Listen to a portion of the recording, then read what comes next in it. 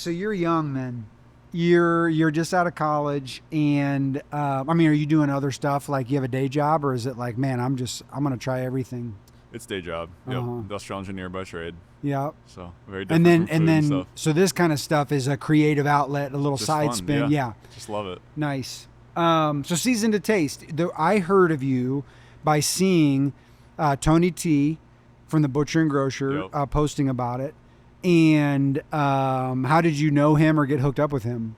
Well, funny enough, he reached out to me most recently. He had just found the show and loved it. I think I've been doing this off and on throughout college. Oh, okay. And so I had had a few people recommend him. I think some of my friends in Canal Winchester. I don't know how many folks you know down there, but like Yellowwood Farm and like Preston Family Farms and like Yep. I think I did a few episodes with them, and I think I got some recommendations from them to go connect. And then I visited before he reached out, and I in fact looked at the DMs, and I had reached out like 2 years ago, and nothing happened, and then he reached out, and it was great. Yeah. It was just cool to get And connected you with went him. to his shop. We went to the like packing facility where they do all the Right. all kind of butchering and all the work these days. Yeah, it was really cool. Yeah. So Tony started about the same time I did, a little bit after. He was building his store in Grandview, Yeah. kind of that first or second year that we were getting going. He does what we do. I mean, and we take our stuff to him to get done. Like if we just Sure. did lambs with a grass-fed lamb guy out here, but we take our product to him to butcher. Okay. Of course, he has his own and sells his own and all that. Right. But yeah, I always think of him as like the yellow bird of meat. Yeah. I mean, what did he say? I started this morning. I started listening to it because I wanted to get a flavor of kind of like what you were doing. Yeah. I mean, what did he say about the stuff that you asked me, like the challenges and where he's at and where the industry's at and all that Yeah. kind of stuff? What was he talking about? Yeah, well, it was interesting having both of these conversations. I Uh-huh. saw a lot of similarities because Uh-huh. I imagine you guys are. Yes. You talk some, but I thought you guys both have interesting and different takes on some of this stuff. So like, Tony's very much in the, you got to know the farmer, you got to know where the food's coming from. So like, you guys are all in on that. Uh-huh. I thought that was really cool. Yeah. It's just like, and the personal connection. Yeah. That was something you guys both Yes. really like hit on really hard, because he talked about how in COVID that it was so easy to quick in and out the door. Like we got to get people through the shop to Yes. like not get anyone sick, and Yes. and like we only have so much time to do all this. Yes. You just lose the personal connection altogether. And kind of what we were talking about with experiences of like having an experience of a local butcher is kind of unmatched. You know, Yes. like you don't get that at a big box store, and so. Yeah, it's one of those deals where, you know, I forget who I heard say it, Joel Salatin, maybe one of the rock stars of local food, you know, that is like every community, and Tony would say this even within Columbus, each of the communities in Columbus should have it, the Yep. butcher, the baker, and the candlestick maker. And, you know, what I like about him is that if the competition is true, like the good butchers that are in Columbus, he's not afraid to name them and give them cred. Yeah. Because he knows, and this is the way I try to learn this from him too. He knows that if we were doing it right, there are so many people that, I mean, if you went into Columbus, no one would know us. Yeah. It's not like we've got a market presence. Right. You know what I mean? And it's like there is so much business to be had that we should be For sure. getting, that we need Yep. to be going after and convincing people of. I love listening to him talk about that, because I'm like, yeah, the market is, we're never going to saturate the market. Oh, yeah. You know what I mean? I totally agree. So as you're recording Season to Taste, I saw you just launched an episode today Yeah. that had, who was that? It was Adam Paddock. So he's a Okay. friend from Ohio State. Uh-huh. He's a singer-songwriter. Yes. Yeah. Right. And so Season to Taste, Yep. I didn't listen to that one yet. What are you trying to bring people into? Like, it doesn't matter what you're doing. You're a singer-songwriter, you're a butcher shop, you're whatever you are, but like, Exactly. What is your theme with what you're doing with the pod? Exactly. And I say it's discovering the essence of people through food. Mm-hmm. So everyone has a unique food story, either from growing up or something you're involved in now. So I try and focus on kind of one of those two camps, and both of those together, right? And so everyone's got a personal food story of, were they a snack household or a ingredients household growing up? Did your grandparents grow food? Did you have particular recipes that were always around at holidays and foods that make you think of people? And, what are you doing now? Are you involved in that? Do you relate to the experience of, like, you want to show someone what good food can be and communicate that experience to someone else and kind of humanize another person by sharing either part of your story or part of their story? By either, like, I talked with Adam about, he's getting into bartending, and that feels different for him because he gets to make something for someone else. And in Nashville, in the music scene, it's a lot of, like, transactional relationships of, I just want to get to know you to build my band. A leverage. And so it's for him to take the other side of that and go, I'm going to make something you like. I'm going to invite you over to make something that you like. Disarms people and gets into a different space, which I really thought was cool. Yeah, that's fascinating how you can take that medium and it doesn't really matter, because it's not like you're like, well, I'm just going to only interview foodies, or I'm only going to interview people like chefs or like this. It's like, it doesn't really matter who the guest is. Right. The common ground we all have, it's very easy to get to with a few questions when you start talking about food like that. That's pretty cool. I mean, are you, I like that. What's interesting is that you were so eager, or not, maybe eager might not be the right word, but like, you're like, yeah, I'll come. I'd rather come to you. Yeah. And I'm like, oh, that's pretty cool. Like, it's not like you're like, hey, I'm going to set up this thing and I'm going to bring you to it. It's like, I mean, like, no, I want to experience your thing. Like, that's where, this is where the work happens, literally. Like, and it's so fun for me. I was telling Brandon before we got started on this that this feels like such a combination of my two loves, which is manufacturing and food.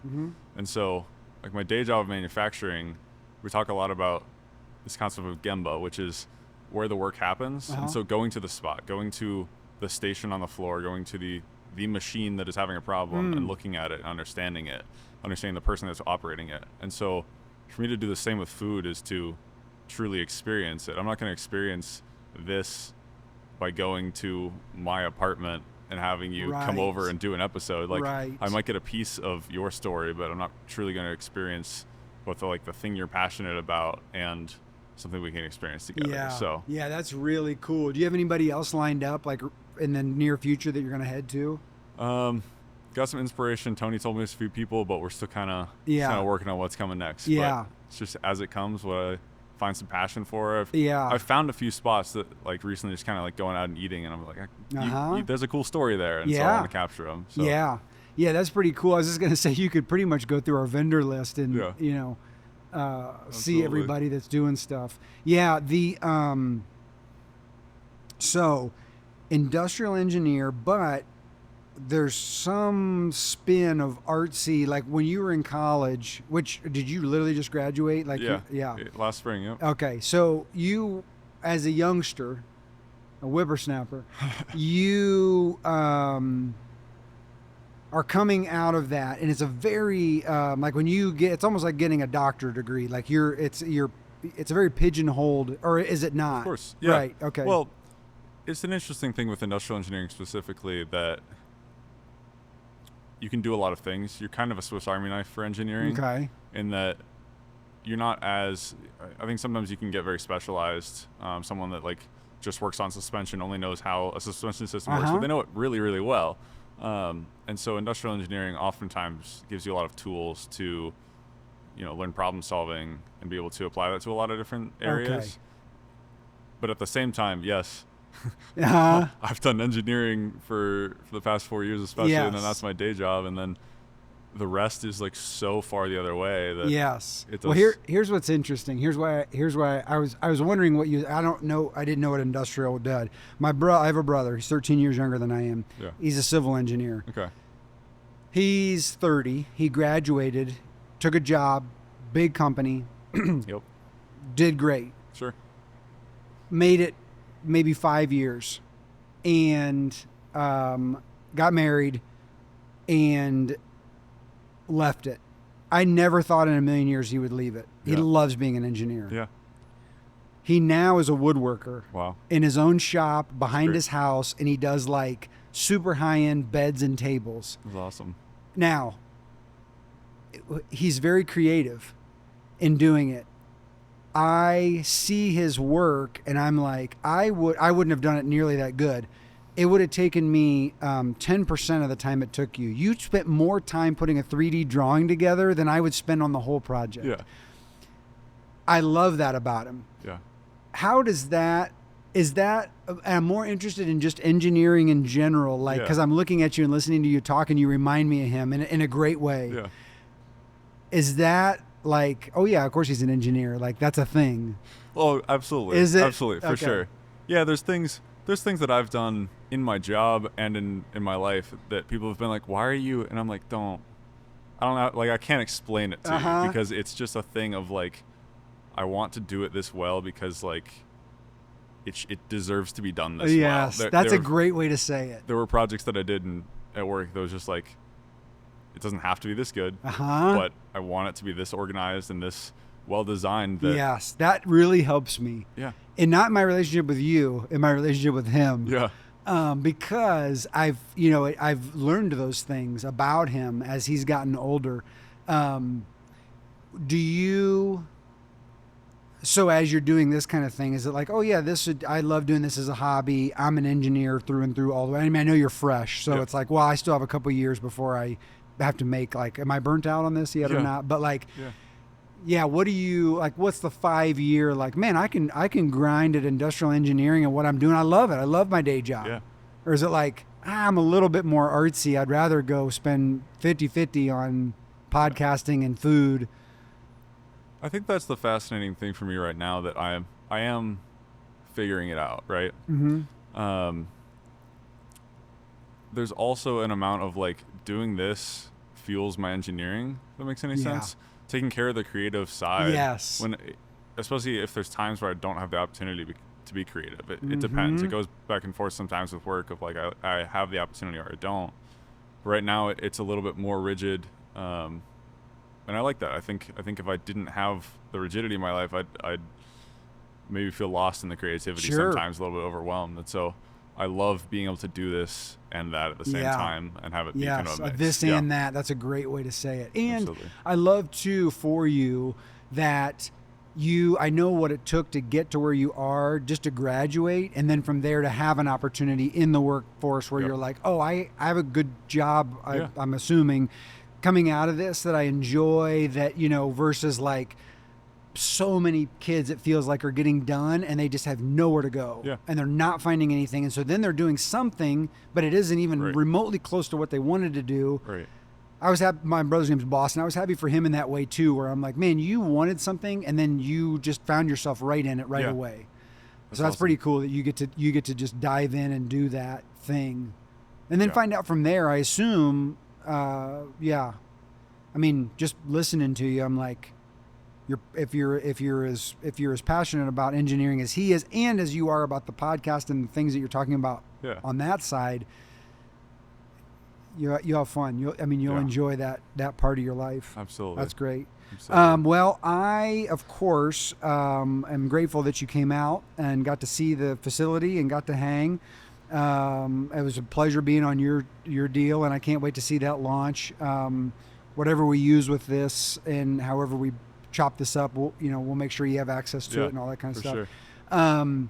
Is there anything else that you want to say about season to taste?